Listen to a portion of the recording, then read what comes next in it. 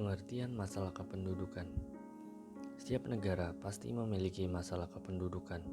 Masalah kependudukan yang dihadapi suatu negara berbeda dengan yang dihadapi negara lain. Indonesia adalah salah satu di antaranya sebagai negara yang sedang berkembang. Indonesia memiliki masalah-masalah kependudukan yang cukup serius dan harus segera diatasi. Masalah ini datang sebagai akibat dari pertambahan penduduk serta pertambahan pembangunan. Selain jumlah penduduk yang besar, luasnya negara kepulauan dan tidak meratanya penduduk membuat Indonesia semakin banyak mengalami masalah terkait dengan hal kependudukan. Sedangkan warga negara Indonesia adalah semua orang yang tinggal di wilayah negara Republik Indonesia, baik penduduk asli maupun keturunan asing yang telah disahkan oleh undang-undang sebagai warga negara Indonesia. Karena pada dasarnya, penduduk adalah semua orang yang menempati suatu wilayah hukum tertentu dan waktu tertentu, sehingga kita mengenal istilah penduduk tetap atau penduduk yang berada dalam suatu wilayah dalam waktu yang lama, dan penduduk yang tidak tetap atau penduduk yang berada dalam suatu wilayah untuk sementara waktu.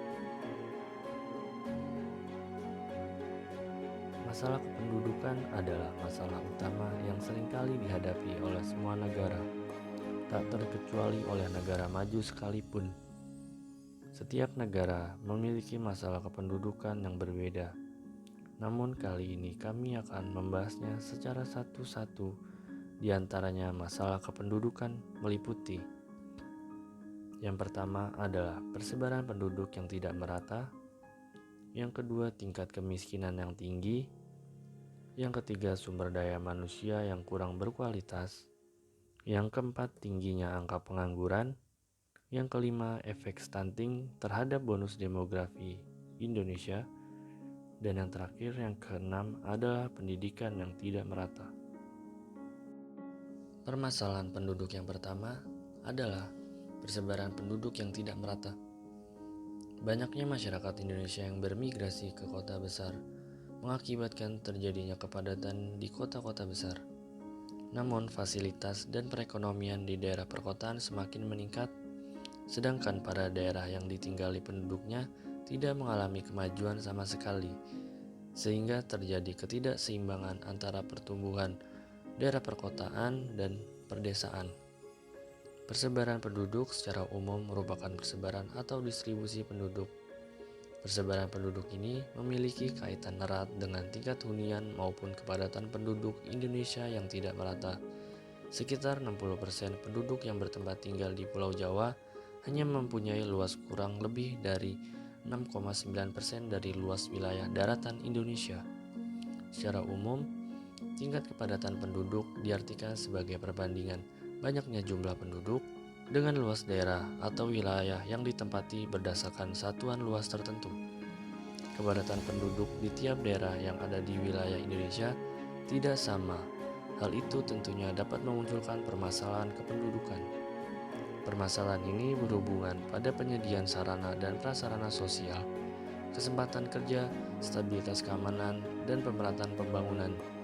Akibat persebaran penduduk di wilayah Indonesia tidak merata, berikut adalah beberapa faktor yang mempengaruhi persebaran penduduk yang tidak merata. Yang pertama adalah faktor fisik. Wilayah yang memiliki bentang alam yang mudah dibangun cenderung mempunyai jumlah penduduk yang lebih banyak bila dibandingkan dengan wilayah yang sukar dibangun. Yang kedua, faktor iklim.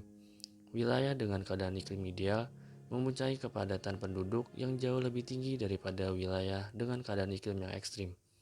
Yang ketiga, faktor tanah. Daerah dengan kualitas tanah yang tinggi bisa menampung lebih banyak penduduk dibandingkan wilayah dengan tanah yang marginal. Yang keempat, faktor dari vegetasi. Wilayah dengan vegetasi yang lebat cenderung sulit untuk menunjang penduduk yang lebih banyak. Yang kelima, faktor suplai air. Wilayah dengan suplai air yang cukup, mumpuni dan terjaga akan mampu menunjang lebih banyak penduduk dibandingkan wilayah yang tidak mempunyai sumber daya air. Yang keenam, faktor kebencanaan dan penyakit. Wilayah yang tidak berada di dalam kawasan rawan bencana atau penyakit yang cenderung mempunyai kepadatan penduduk yang cukup tinggi. Yang ketujuh, faktor sumber daya alam. Wilayah dengan sumber daya alam yang melimpah cenderung mempunyai konsentrasi penduduk yang lebih tinggi dibandingkan dengan daerah miskin sumber daya alam. Yang kedelapan, faktor komunikasi. Wilayah yang mudah dibangun, fasilitas komunikasi dan transportasi cenderung mempunyai konsentrasi penduduk yang lebih tinggi dibandingkan daerah terpencil. Dan yang terakhir, faktor ekonomi. Faktor ekonomi mempunyai pengaruh yang sangat tinggi pada kepadatan penduduk. Ekonomi subsisten cenderung membutuhkan daerah yang luas guna memenuhi kebutuhan masyarakat, sedangkan ekonomi komersial intensif hanya membutuhkan sedikit tempat. Permasalahan kependudukan yang kedua adalah tingkat kemiskinan yang tinggi. Fenomena kemiskinan di Indonesia hingga saat ini masih menjadi hal serius yang perlu ditangani. Oleh sebab itu, pemerintah selalu melihat data kemiskinan di Indonesia setiap tahunnya. Pendataan tersebut dilakukan untuk mengetahui berapa banyak masyarakat Indonesia yang berada di ambang kemiskinan. Jika melihat data dari BPS, jumlah penduduk miskin pada September 2021 sebesar 26,50 juta orang. Hal ini menurun 1,4 juta orang terhadap Maret 2021 dan menurun 1,5 juta orang terhadap September 2020. Namun sayangnya data kemiskinan di Indonesia pada tahun 2022 diperkirakan akan naik dan berpotensi mengalami lonjakan. Informasi tersebut didapatkan dari laman money.kompas.com yang menyatakan bahwa lembaga riset Institute for Demographic and Poverty Studies telah memprediksi tingkat kemiskinan di Indonesia tahun 2022 berpotensi mengalami lonjakan hingga 10,81% atau setara dengan 29,3 juta penduduk. Terdapat beberapa indikator kemiskinan yang digunakan BPS untuk mengukur kemiskinan. Indikator kemiskinan tersebut meliputi penduduk miskin, garis kemiskinan, presentasi penduduk miskin, indeks kedalaman kemiskinan, indeks keparahan kemiskinan, Gini rasio, dan ukuran Bank Dunia. Untuk lebih jelasnya, Anda bisa menyimak mengenai penjelasan indikator kemiskinan tersebut. Berikut indikator kemiskinan yang perlu Anda ketahui. Yang pertama, penduduk miskin. Penggunaan pendekatan ini akan melihat kemiskinan sebagai ketidakmampuan dari sisi ekonomi untuk memenuhi dasar makanan. Kemudian yang kedua, garis kemiskinan. Garis kemiskinan merupakan gambaran dari nilai rupiah pengeluaran minimum yang dibutuhkan seorang untuk memenuhi kebutuhan pokoknya selama sebulan. Yang ketiga, presentasi penduduk miskin. Presentasi kemiskinan ini juga bisa disebutkan dengan tingkat kemiskinan yang menggambarkan proporsi penduduk miskin di suatu wilayah. Untuk perhitungan dari tingkat kemiskinan ini dilakukan dengan menggunakan rumus tertentu. Yang keempat, ada indeks kedalaman kemiskinan.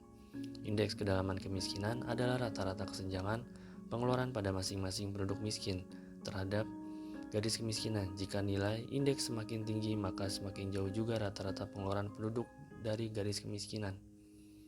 Yang kelima, indeks keparahan kemiskinan. Indeks keparahan kemiskinan merupakan gambaran terkait penyebaran pengeluaran di antara penduduk miskin. Apabila semakin tinggi nilai indeksnya, maka akan semakin tinggi pula ketimpangan pengeluaran di antara penduduk miskin. Yang keenam, ada Gini rasio. Gini rasio merupakan salah satu ukuran ketimpangan pengeluaran yang digunakan untuk nilai Gini rasio sendiri berkisar di antara 0 dan 1. Jika nilai Gini rasio semakin mengarah ke angka 1, maka mengindikasikan bahwa semakin tinggi tingkat kemiskinan yang ada di suatu wilayah. Yang terakhir, yang ketujuh, ukuran Bank Dunia. Ukuran Bank Dunia juga menjadi salah satu ukuran ketimpangan indikator kemiskinan yang mengacu pada persentase pengeluaran kelompok 40% penduduk terbawah.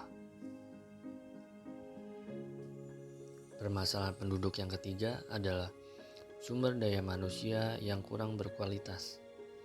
Di era globalisasi, membuka mata kita untuk melihat ke masa depan yang penuh tantangan dan persaingan. Era globalisasi yang tidak dibatasi secara geografis dan negara membuat sumber daya manusia yang ada harus selalu meningkatkan kualitas dirinya agar tidak tertinggal dari daerah yang lain. Salah satu faktor yang menentukan keberhasilan pembangunan dalam bidang ekonomi adalah sumber daya manusia. Rendahnya kualitas sumber daya manusia dapat berdampak pada rendahnya tingkat produktivitas dan tingkat partisipasi dalam dunia kerja dan dalam proses produksi. Semakin banyaknya masyarakat yang terlihat dalam dunia kerja akan menyebabkan barang dan jasa yang diproduksi dalam masyarakat bertambah. Hal ini mengakibatkan tingkat pendapatan masyarakat ikut meningkat dan total produksi perekonomian semakin meningkat. Artinya pertumbuhan ekonomi akan tercipta. Salah satu upaya pemerintah memperbaiki kualitas pendidikan melalui pemberian alokasi dana mencapai 20% dari total belanja APBN, nyatanya belum mampu memperbaiki kualitas pendidikan yang ada. Alokasi dana pendidikan sebesar 20% yang sudah berjalan hampir 20 tahun ternyata belum dikelola dengan optimal. Karena dunia pendidikan kita masih disibukkan dengan berbagai soal mengenai kualitas pengelolaan sekolahan, biaya operasional sekolah hingga kapasitas tenaga pengajar maupun fasilitas pendidikan lainnya. Data terbaru menunjukkan bahwa peringkat daya saing negara Indonesia berada berdasarkan laporan World Economic Forum 2019 turun 5 peringkat menjadi urutan ke-50 bila dibandingkan dengan tahun sebelumnya di posisi ke-45. Hal tersebut mengindikasikan bahwa Indonesia memerlukan perbaikan struktur untuk memperbaiki daya saing nasional. Tinggi rendahnya kualitas sumber daya manusia antara lain dengan adanya unsur kreativitas dan produktivitas direalisasikan dengan hasil kerja atau kinerja yang baik secara perorangan atau per kelompok.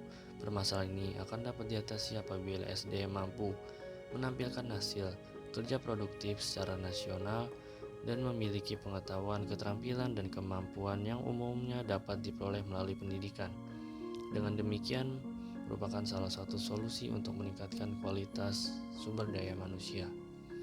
Kini Indonesia masih menanti gebrakan pendidikan yang mampu memberikan dampak nyata terhadap pemerataan dan peningkatan kualitas sumber daya manusia. Untuk mencapai penerapan sumber daya manusia di setiap daerah, pemerintah perlu menetapkan standarisasi pendidikan mulai dari standarisasi kualitas guru, standarisasi kualitas kurikulum, hingga standarisasi kualitas sekolah.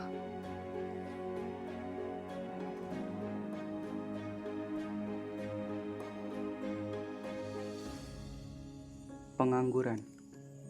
Pengangguran di Indonesia yang telah mencapai puluhan juta orang merupakan suatu masalah yang mendesak yang harus segera dipecahkan.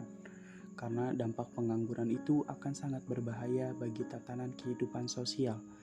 Fakta bahwa berbagai kejahatan sosial seperti pencurian, penodongan, perampokan, dan lain-lain merupakan dampak dari pengangguran.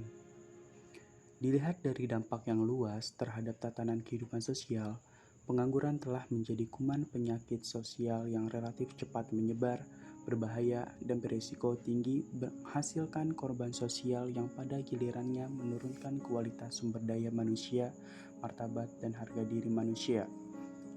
Masalah pengangguran selalu menjadi permasalahan yang sulit dipecahkan di setiap negara, sebab jumlah penduduk yang bertambah semakin besar tiap tahunnya akan menyebabkan meningkatnya jumlah orang pencari kerja, dan seiring itu tenaga kerja juga akan bertambah. Jika tenaga kerja tidak akan terserap ke dalam lapangan pekerjaan, maka mereka akan tergolong ke dalam orang yang menganggur. Pengangguran terjadi disebabkan antara lain, yaitu karena kondisi ekonomi, kebijakan pemerintah yang tidak berpihak kepada rakyat, pendidikan yang rendah, dan tidak memiliki keterampilan, keterbatasan lapangan kerja yang tersedia lebih kecil dari jumlah pencari kerja, kompetensi pencari kerja tidak sesuai dengan pasar kerja. Selain itu juga kurang efektifnya informasi pasar kerja bagi para pencari kerja. Fenomena pengangguran juga berkaitan erat dengan terjadinya pemutusan hubungan kerja yang disebabkan antara lain perusahaannya yang menutup atau mengurangi bidang usahanya akibat krisis ekonomi atau keamanan yang kurang kondusif, peraturan yang menghambat investasi, hambatan dalam proses ekspor, impor, dan lain-lain. Terdapat sejumlah cara mengatasi pengangguran. Adapun setiap negara memiliki langkah berbeda karena situasi dan kondisi yang dihadapi pun tidak sama. Baik bagi negara maju maupun berkembang, pengangguran merupakan hal serius yang mesti diatasi. Namun, umumnya masalah pengangguran paling banyak di negara maju. Berikut beberapa cara untuk mengatasi pengangguran. Pertama, menyelenggarakan bursa pasar kerja. Bursa tenaga kerja merupakan penyampaian informasi kepada masyarakat luas terkait lowongan kerja. Informasi tersebut disebarkan langsung oleh perusahaan-perusahaan maupun pihak-pihak yang membutuhkan kerja. 2. Menggalakkan kegiatan ekonomi informal. Salah satu cara dengan mengembangkan industri rumah tangga di banyak tempat sehingga menyerap tenaga kerja. Dalam upaya pengembangan sektor informal tersebut diperlukan keberpihakan dari Pemda setempat. 3. Meningkatkan keterampilan tenaga kerja. Salah satu langkah terbaik sebagai cara menurunkan angka pengangguran dan dapat bersaing dengan negara lain adalah dengan peningkatan keterampilan melalui pelatihan bersertifikasi internasional. 4. Meningkatkan mutu pendidikan. Pemerataan dan peningkatan mutu pendidikan akan mendorong meningkatnya kualitas sumber daya manusia dan memungkinkannya untuk memperoleh kesempatan kerja yang lebih luas. Efek stunting. Tingkat stunting sebagai dampak kurang gizi pada balita di Indonesia melampaui batas yang ditetapkan WHO. Kasus stunting banyak ditemukan di daerah dengan kemiskinan tinggi dan tingkat pendidikan yang rendah. Indonesia digadang-gadang menjadi salah satu kekuatan ekonomi dunia dalam beberapa dekade mendatang. PricewaterhouseCoopers misalnya memprediksi ekonomi Indonesia masuk dalam 5 besar dunia pada tahun 2030, bahkan menjadi negara keempat dengan ekonomi terbesar di dunia pada tahun 2050 nanti. Jika itu terjadi, posisi Indonesia hanya akan ada di bawah Tiongkok, India, dan Amerika Serikat. Prediksi tersebut didasarkan pada pertumbuhan ekonomi Indonesia yang dianggap stabil dan populasi yang besar. Dari komposisi usia penduduk, pada tahun 2030, 70% penduduk Indonesia berusia 15-64 tahun atau berada dalam masa produktif. Komposisi ini disebut sebagai bonus demografi. Kelompok usia produktif inilah yang jumlahnya diperkirakan 180 juta jiwa yang akan menjadi motor penggerak perekonomian nasional. Alih-alih menjadi berkah, bonus demografi terancam menjadi malapetaka karena tingginya persentase balita penderita stunting di Indonesia. Padahal, balita saat inilah kelak menjadi tenaga produktif tersebut. Stunting adalah kondisi ketika balita memiliki tinggi badan di bawah rata-rata. Hal ini diakibatkan asupan gizi yang diberikan dalam waktu yang panjang tidak sesuai dengan kebutuhan. Stunting berpotensi memperlambat perkembangan otak dengan dampak jangka panjang berupa keterbelakangan mental, rendahnya kemampuan belajar, dan risiko serangan penyakit kronis seperti diabetes, hipertensi, hingga obesitas. Memang, angka stunting Indonesia menurun dari 29% pada tahun 2015 menjadi 27,6% pada tahun lalu. Adapun pada 2013, angka stunting nasional mencapai 37,2%. Namun, angka tersebut masih di atas batas yang ditetapkan Organisasi Kesehatan Dunia, yaitu 20%. Persentase stunting Indonesia juga lebih tinggi dibanding sejumlah negara Asia Tenggara seperti Vietnam 23%, Filipina 20%, Malaysia 17%, dan Thailand 16%. Stunting dan permasalahan kekurangan gizi lainnya terjadi pada balita erat kaitannya dengan kemiskinan. Stunting umumnya terjadi akibat balita kekurangan asupan penting seperti protein, hewani, dan nabati, dan juga zat besi. Pada daerah-daerah dengan kemiskinan tinggi, seringkali ditemukan balita kekurangan gizi akibat ketidakmampuan orang tua memenuhi kebutuhan primer rumah tangga. Selain kemiskinan, tingkat pendidikan juga berkaitan dengan permasalahan gizi. Minimnya pengetahuan membuat pemberian asupan gizi tidak sesuai kebutuhan. Contohnya adalah kurangnya kesadaran akan pentingnya inisiasi menyusui dini atau IMD. Padahal IMD menjadi langkah penting dalam memberikan gizi terbaik. Saat ini, rata-rata nasional untuk lulusan SMA pada universitas adalah 41,17%. Hanya 5 daerah yang memiliki lulusan SMA dan universitas melampaui rata-rata nasional, yaitu Sulawesi Selatan, Kalimantan Utara, Sulawesi Tenggara, dan Maluku. Dengan demikian, pada daerah stunting tinggi masih banyak masyarakat berpendidikan di bawah SMA, meskipun pendidikan tinggi tak selalu menjamin kesadaran gizi yang tinggi juga. Pendidikan yang tidak merata. Indonesia merupakan negara pendidikan, tetapi kondisi pendidikannya masih belum merata. Pendidikan yang belum merata di Indonesia menjadi masalah. Faktor yang menyebabkan pendidikan di Indonesia kurang merata adalah kemiskinan, rendahnya kualitas sumber daya manusia, rendahnya kualitas guru, rendahnya prestasi, sarana dan prasarana sekolah. Daerah di Indonesia yang kualitas pendidikannya yang kurang ialah Indonesia bagian timur, karena di sana bukan hanya sarana dan prasarananya yang kurang, tetapi tenaga pendidikannya juga kurang, sehingga masih membutuhkan tenaga pendidik dari luar daerah. Penyebab dari faktor kemiskinan, banyak anak-anak yang masih di bawah umur bekerja untuk membantu ekonomi keluarganya yang mengakibatkan mereka terhambat sekolahnya. Oleh karena itu, pemerintah harus berpikir penuh terhadap pentingnya pemerataan pendidikan, terutama bagi sekelompok masyarakat yang miskin dan masyarakat yang ada di daerah terpencil. Pemerintah hanya memfokuskan peningkatan kualitas pendidikan pada kaum elit di kota-kota besar dibandingkan dengan peningkatan kualitas pendidikan pada kaum bawah yang berada di pelosok.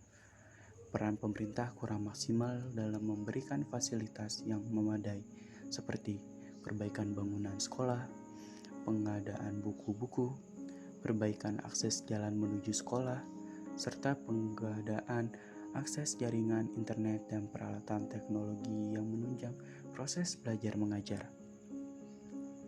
Pemerintah juga sering mengubah kurikulum yang tentunya berdampak pada rekonstruksi fasilitas bahan ajar di sekolah pelosok.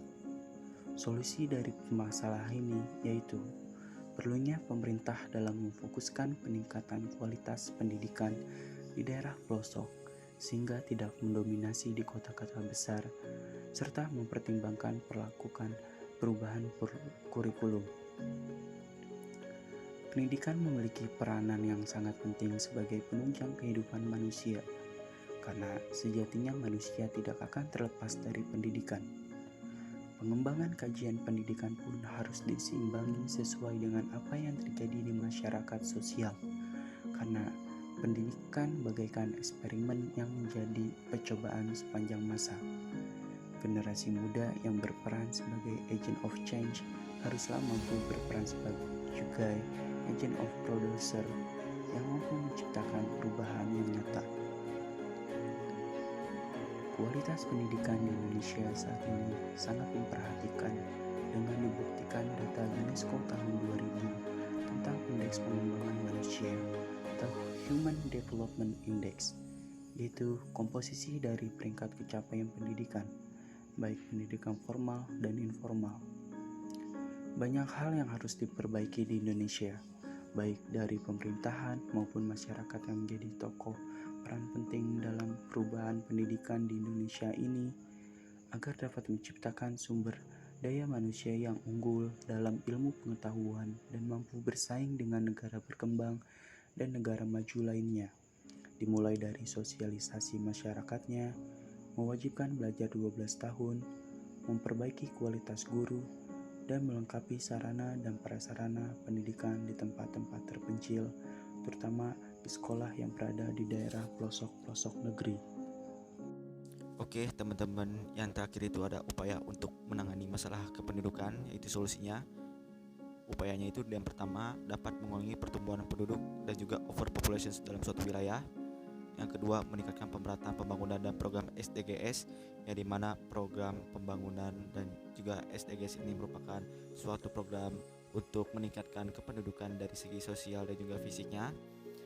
SDGs ini merupakan program Sustainable Development, yaitu program internasional yang telah disepakati oleh banyak negara untuk meningkatkan sumber daya manusia dan juga kualitas sumber daya manusia tersebut.